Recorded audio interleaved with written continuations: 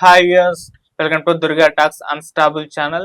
Singer Mangli గారు మరొక వివాదంలో చిక్కుకున్నట్టుగా తెలుస్తుంది. వందే భారత్ ట్రైన్ లో ఒక పాటకు ఆమె పాటకే రీల్ చేసుకోవడం జరిగింది. ఇప్పుడు దీని పట్ల ఇష్యూ కూడా నడుస్తుందని చెప్తున్నారు. మరి ఏం జరిగింది, దీని గురించి డిస్కస్ చేయడానికి ప్రజెంట్ మనతో పాటు సీనియర్ జర్నలిస్ట్ డాక్టర్ దుర్గావట్ల మణి గారు ఉన్నారు. వారిని తెలిసిన ప్రయత్నం చేద్దాం. నమస్కారం మేడం. నమస్తే. మనం ఎప్పుడు కూడా సింగర్ మంగ్లీ గారు ఇలా కాంట్రవర్సీస్ లో ఉండడం చూస్తున్నాం. ఇప్పుడు కూడా వందే భారత్ ట్రైన్ లో ఇలా రీల్ చేసిందని చెప్పేసి ఇష్యూ జరుగుతుంది. ఏంటి మేడం అది? అంటే మంగ్లీ మధ్యన వివాదాలకు ఎక్కువ తెరదీస్తున్నారు ఆవిడ.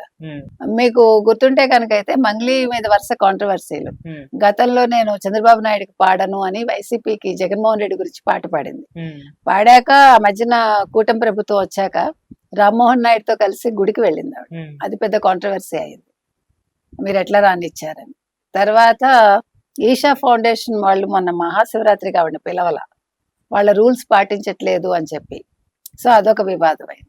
తర్వాత మీరు అన్నట్టుగా ఆవిడ బర్త్డే రోజు యాక్చువల్ గా డ్రగ్స్ తీసుకున్నారు, తర్వాత మందు బాటిల్స్ ఉన్నాయి అని అదొక వివాదం అయ్యి దాన్ని నెక్స్ట్ డే మళ్ళా వేరే ఫోటోలు పెట్టి అదొక కాంట్రవర్సీ అయింది.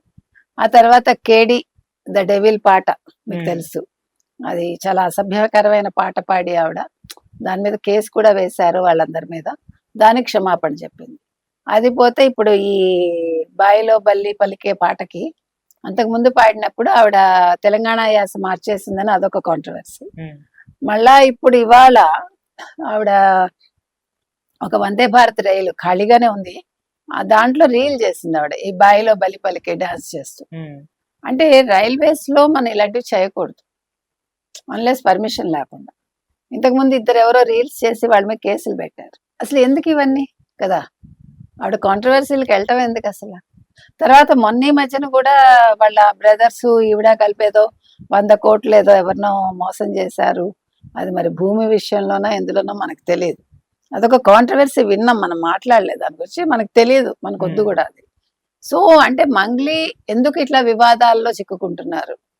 ఒక యాంకర్ గా మొదలుపెట్టి ఆవిడ లైఫ్, తర్వాత మంచి సింగర్ గా పేరు తెచ్చుకుని మరి ఎందుకు ఇట్లా, అది అడుగుతున్నాం మనం. ఎందుకంటే ఇవాళ మంగ్లీ అనే కాదు, చాలా మంది రీల్స్ పిచ్చిలో పడి మొన్న మీరు చూసారు ఫోటోలు తీసుకుపోయి గోదావరిలో 4 కొట్టుకుపోయారు.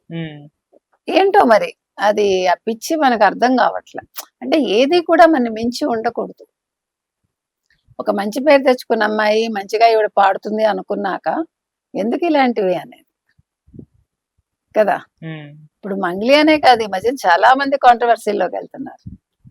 వేరే సింగర్స్ కూడా ఒక పార్టీకి సంబంధించి పాడి మళ్ళా గద్దర్ అవార్డ్స్ లో ఇలా చేశారు అలా చేశారు మమ్మల్ని పిలవలేదని. ఇప్పుడు మీరు ప్రభుత్వాన్ని తిడుతూ మళ్ళీ ప్రభుత్వం మీకు చేయలేదనుకోవటం కూడా తప్పు కదా.